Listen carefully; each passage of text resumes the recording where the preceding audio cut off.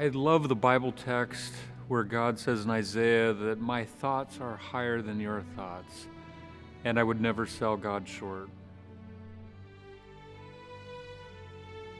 My parents were teachers at Platte Valley Academy in the middle of nowhere, Nebraska, and I was born there. They'd already worked there for 3 years, and I grew up there on the campus in a wonderful Christian home. My father was a Bible teacher, my mother was a math teacher.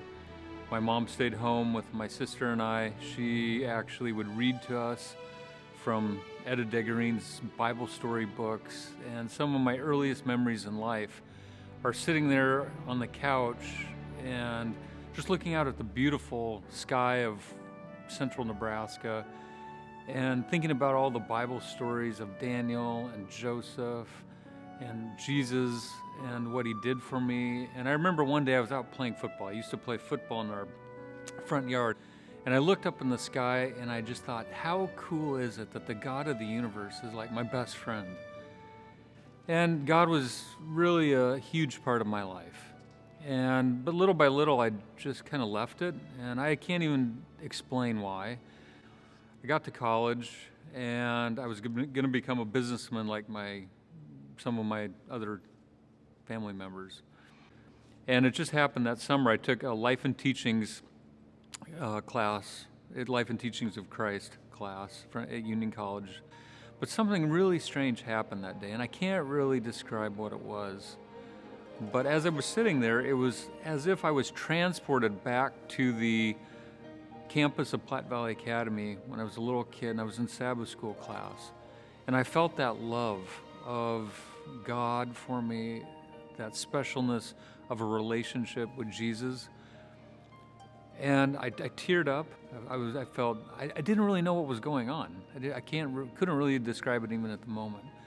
All I knew is that God had changed my heart, and I remember almost clenching my fist and pounding the desk and saying, this time I'm going to do something for you.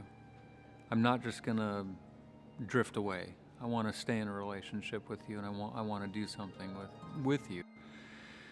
And that really started my journey on a totally different path with God, when I committed to Him. And again, though, had you asked me where I saw God leading in my life, I would never have told you that I would be where I am now or have had the experiences that I've had now. While I was at seminary, they ask you to volunteer in a church to get some experience. So I went to Pioneer Memorial Church, and I was serving with Buzz Menhardt in the youth department there. And Buzz, he did these camps. They were called flag camps, fun learning about God. And he said, we're thinking of taking a mission trip. And we were working with orphan kids. There had been 2 wars on the northern border of Georgia, right there by Russia. And we had about 200 orphan kids in the camp. The first night we went out and we sang, Lord, I lift your name on high.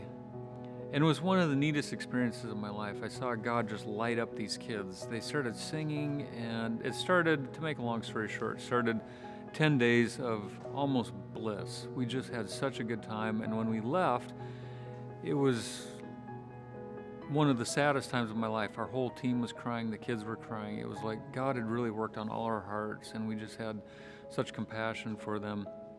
And I remember as I was walking around the camp there right before we left, all of a sudden feeling again like God had touched my heart and I had a mission, and to see what He could do in other people's lives. So I was serving in Northern California, and I remember the day I got an email it's one of my parents' former students who was the ADRA director of the Republic of Georgia.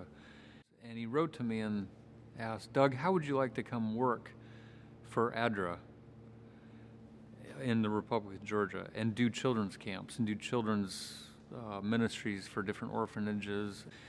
And as I was flying over to the Republic of Georgia, I flew through Moscow, and I met one of my former classmates from both Maplewood and Union College.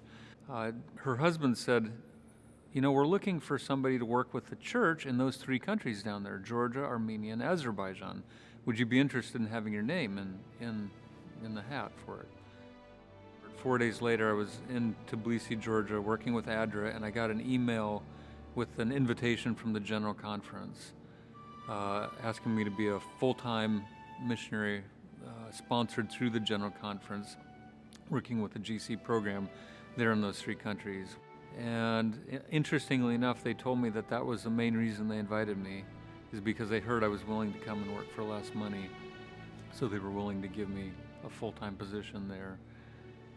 And that was a very defining moment for me in my life. If I could encourage young people now, I would say that God has given me more experiences and done more through my life and with my life than I would have dreamed myself. So don't sell him short. Don't be tempted to think that he doesn't have a great plan for your life.